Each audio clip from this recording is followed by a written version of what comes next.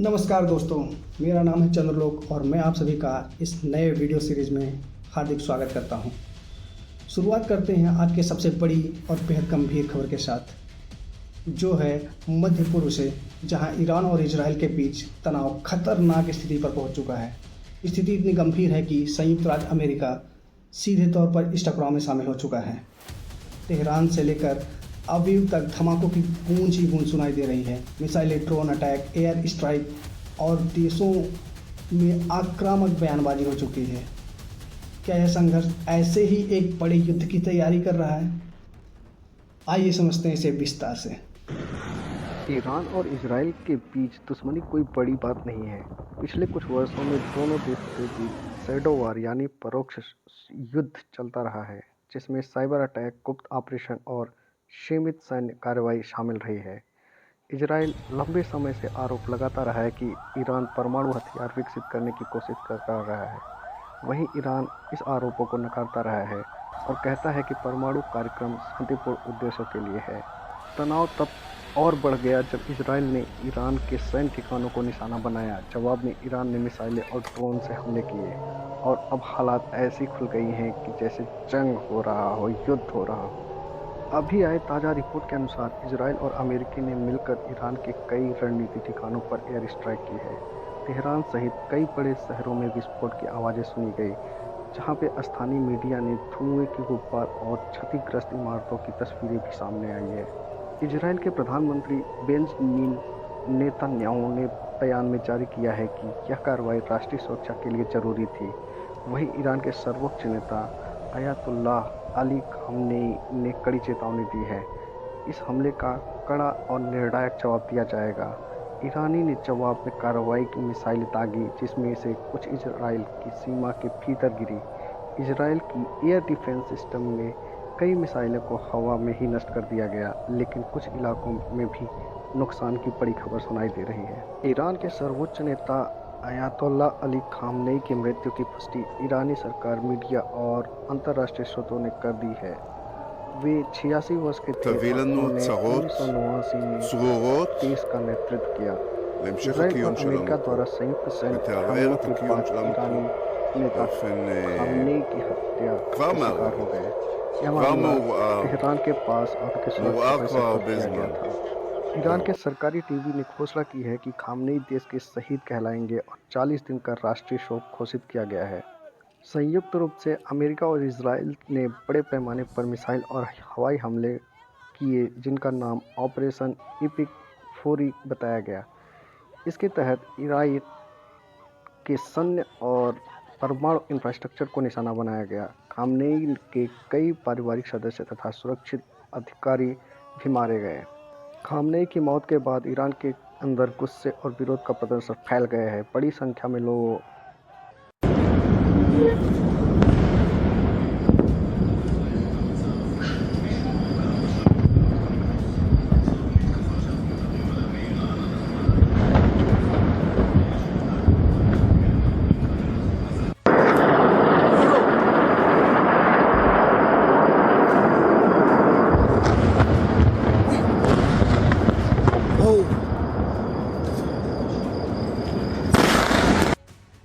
दोनों देशों के बीच तनाव कोई नया नहीं है, लेकिन हाल ही में बयान और सैन्य गतिविधियों में माहौल को बहुत ही गर्म कर दिया है।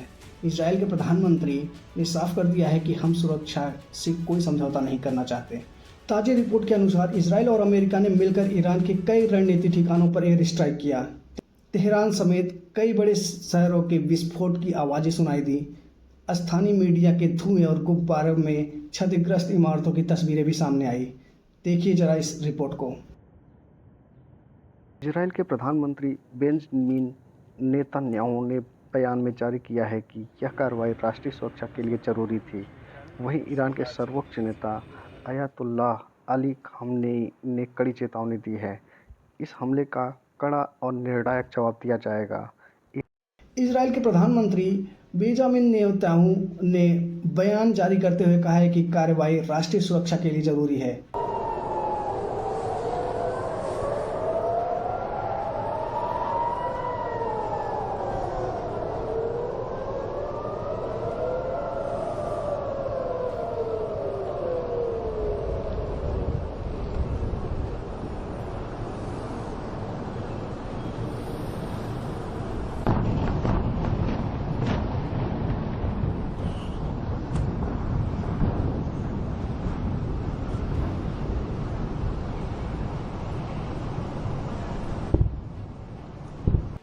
वहीं ईरान के सर्वोच्च नेता अयातुल्लाह अली खामनेई ने कड़ी चेतावनी दी।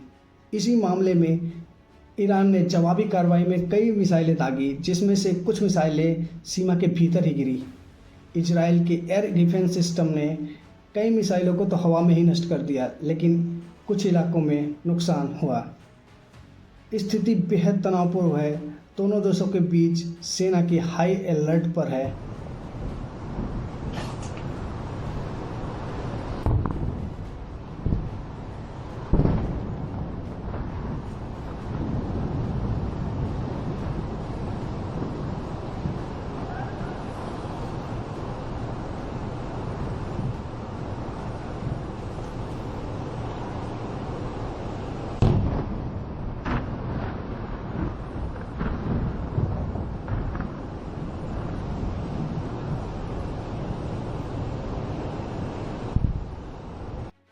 विशेषज्ञों का मानना है कि यदि यह टकराव बढ़ता रहा तो लेबनान, सीरिया और खाड़ी जैसे देश पे भी असर पड़ सकता है। अमेरिका के सैन्य ठिकानों को भी अलर्ट जारी पर रख दिया गया है।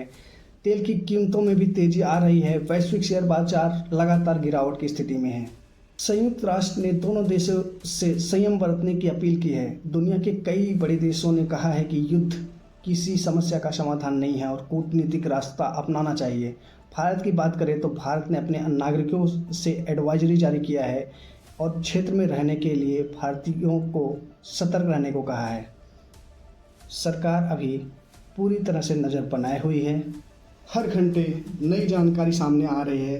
विस्फोटों की 2 बार लग चुके हैं।